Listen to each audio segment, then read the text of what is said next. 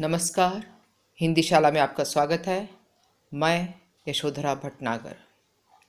इस वीडियो में हम कक्षा 9वीं स्पर्श भाग 1 की कविता एक फूल की चाह का भाग 2 पढ़ेंगे। इस कविता के कवि हैं सियाराम शरण गुप्त जी। कवि परिचय।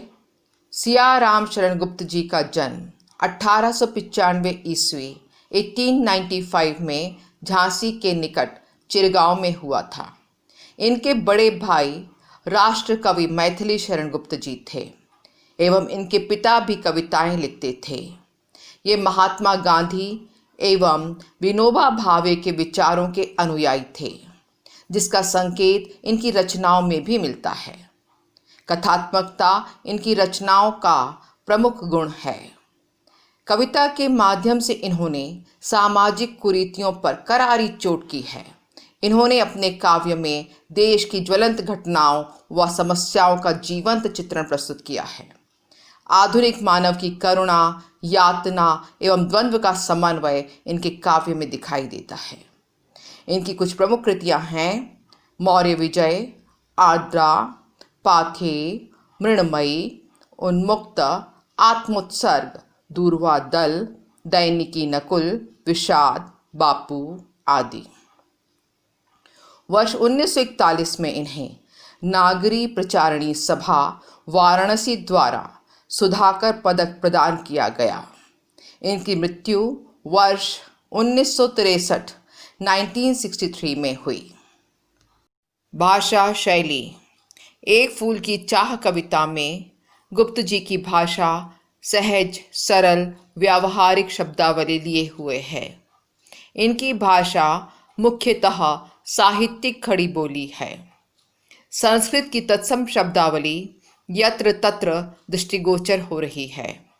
इन्होंने यथार्थपरक, वर्णनात्मक, चित्रात्मक, विचारात्मक तथा भावात्मक शैली को अपनाया है।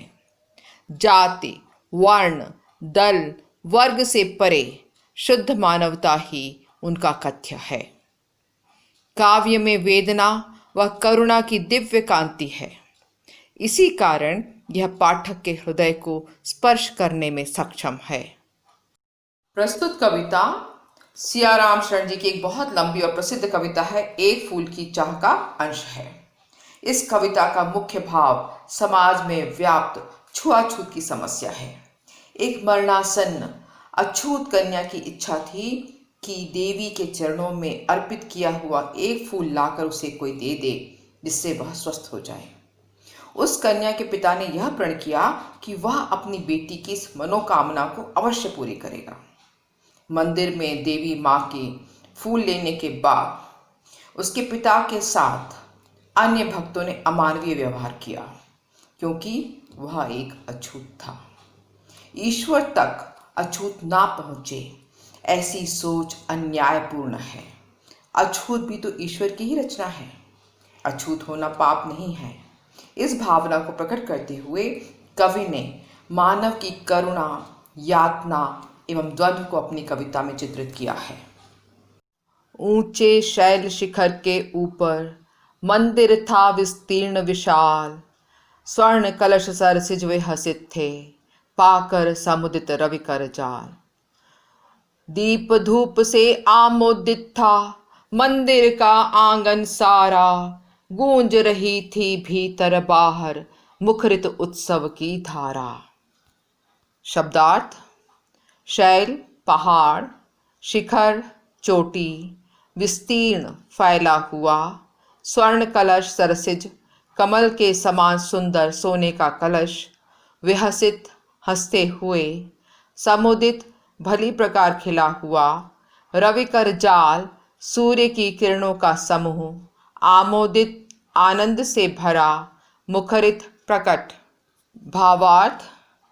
कवि मंदिर के सौंदर्य का वर्णन करते हुए कहते हैं कि ऊंचे पर्वत की चोटी पर एक विस्तृत और विशाल मंदिर स्थित है।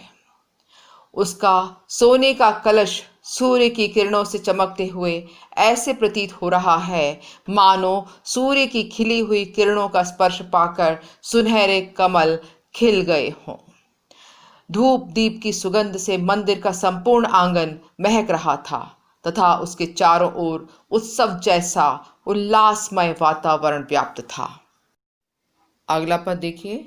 भक्त वृंद मृदु मधुर कंठ से गाते थे सभक्ति मुदमय, पतित तारिणी पापहारिणी माता तेरी जय जय जय। पतित तारिणी तेरी जय जय मेरे मुख से भी निकला, बिना बड़े ही मैं आगे को जाने किस बल से ढिकला। शब्दार्थ देखिए। वृंद समूह, मृदु मधुर मीठा सुरीला, मुदमय खुशी सहित, पतित तारिणी गिरे हुए लोगों को तारने वाली उद्धार करने वाली, ढिकला ठेला गया। भावार्थ। मंदिर में उपस्थित सभी भक्त पूर्ण भक्ति और प्रसन्न भाव से माँ की महिमा का गुणगान अपने मधुर कंठों से कर रहे हैं। वे गा रहे हैं कि हे पापियों की उद्धार करने वाली तथा सबके पापों को दूर करने वाली माँ तेरी जय हो। इतना सब देखते ही सुखिया के पिता के मुख से भी अचानक ही निकल पड़ा, पतितों को तारने वाली माँ तेरी जय हो। सुखिया के पिता के अंदर एक अपार शक्ति का प्रवाह हुआ और इसी के बल पर वह आगे को बढ़ा।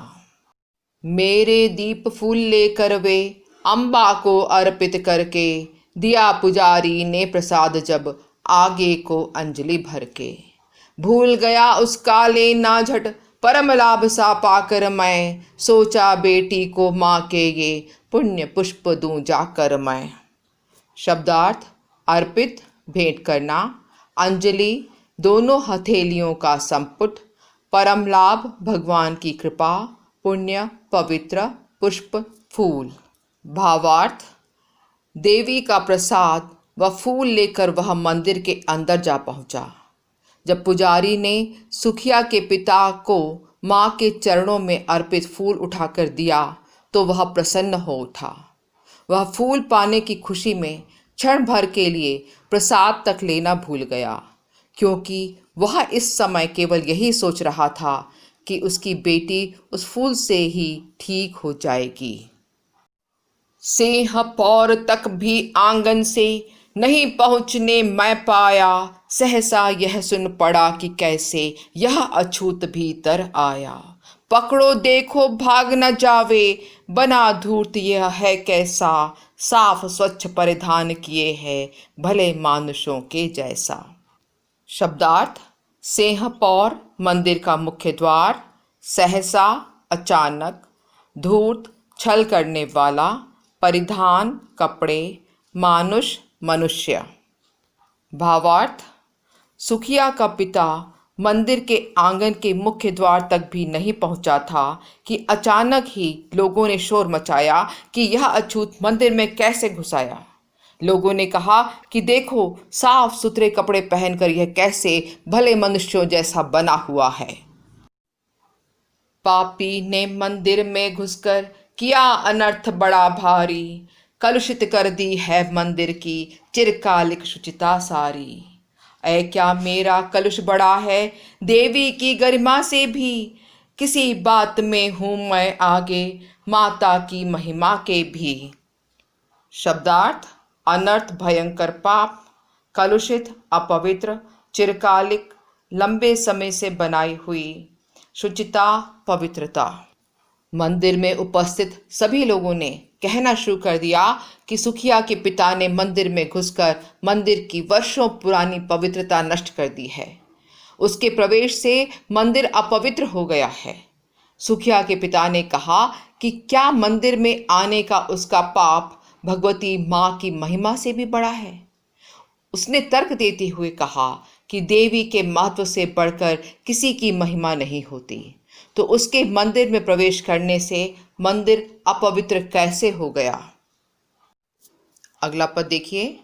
माँ के भक्त हुए तुम कैसे, करके यह विचार खोटा, माँ के सम्मुख ही माँ का तुम गौरव करते हो छोटा। कुछ न सुना भक्तों ने झट से मुझे घेर कर पकड़ लिया, मार मार कर मुक्के घूंसे धम से नीचे गिरा दिया। शब्दार्थ सम्मुख, सामने, गौरव, महिमा।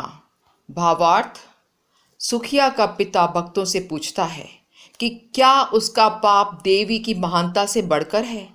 ऐसी तुच्छ विचारधारा के व्यक्ति अपने आप को देवी का भक्त कैसे कह सकते हैं। वह कहता है कि ऐसा कहकर भक्त माता के गौरव को छोटा कर रहे हैं, परंतु उस समय किसी भी भक्त ने उसकी एक ना सुनी। सभी भक्तों ने पकड़ लिया और मार मार कर उसे नीचे गिरा दिया। मेरे हाथों से प्रसाद भी बिखर गया, हा सबका सब, हाय अभागी बेटी तुझ तक कैसे पहुंच सके यह। न्यायालय ले गए मुझे वे, 7 दिवस का दंड विधान, मुझको हुआ हुआ था मुझसे देवी का महान अपमान। शब्दार्थ देखिए, अभागी, अभागन, दंड विधान, दंड की व्यवस्था। भावार्थ उसके हाथ का सारा प्रसाद वहीं बिखर गया। वह बस यही सोच रहा था कि उसकी अभागी बेटी तक ये प्रसाद एवं पुष्प कैसे पहुंचेंगे। देवी माँ के भक्त सुखिया के पिता को पकड़कर न्यायालय ले गए, जहां उसे 7 दिन कैद में रहने की सजा सुनाई जाती है। उस समय दंड की यही व्यवस्था थी, क्योंकि उसके कारण देवी माँ का घोर निरादर हुआ था। अगला पद, मैंने स्वीकृत किया दंड वह, शीश झुकाकर चुप ही रहा, उस असीम अभियोग दोष का क्या उत्तर देता क्या कहे। 7 रोज ही रहा जेल में, या कि वहां सदियां बीती, अविश्रांत बरसा करके भी आंखें तनिक नहीं रीती। शब्दार्थ असीम, सीमा रहित, अभियोग, आरोप, अविश्रांत, बिना थके। भावार्थ सुखिया के पिता ने चुपचाप शीश झुकाकर न्यायालय द्वारा दिया गया दंड स्वीकार कर लिया। उस पर लगाए गए आरोप का वह क्या उत्तर देता। 7 दिनों तक वह जेल में बंद रहा, पर ये 7 दिन उसके लिए सदियों के समान भारी पड़ रहे थे। निरंतर आंसू बहते रहे उसकी आंखों से, परंतु उसकी वेदना कम नहीं हुई। दंड भोग कर जब मैं छूटा, पैर न उठते थे घर को, पीछे ठेल रहा था कोई, भय जर्जर तनु पंजर को।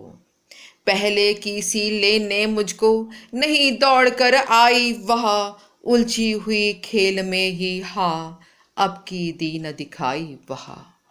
शब्दार्थ भय जर्जर, भय से पीड़ित, पंजर, हड्डियों का ढांचा।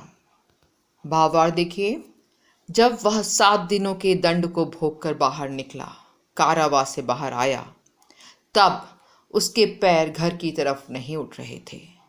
उसके मन में किसी अज्ञात भय ने डेरा जमा लिया था। उसका हृदय आशंका से घिर गया था। उसे ऐसा लग रहा था कि उसकी कमजोर देह को कोई पीछे की ओर धकेल रहा है। किसी तरह वह घर पहुंचा। तब हमेशा की तरह सुखिया उसे देख दौड़ी नहीं आई और ना ही किसी खेल में उलझी हुई ही दिखाई दी। अगला पद देखिए, उसे देखने मरघट को ही गया दौड़ता हुआ वहां, मेरे परिचित बंधु प्रथम ही फूंक चुके थे उसे जहां। बुझी पड़ी थी चिता वहां पर, छाती धधक उठी मेरी, हाय फूल सी कोमल बच्ची, हुई राख की थी ढेरी।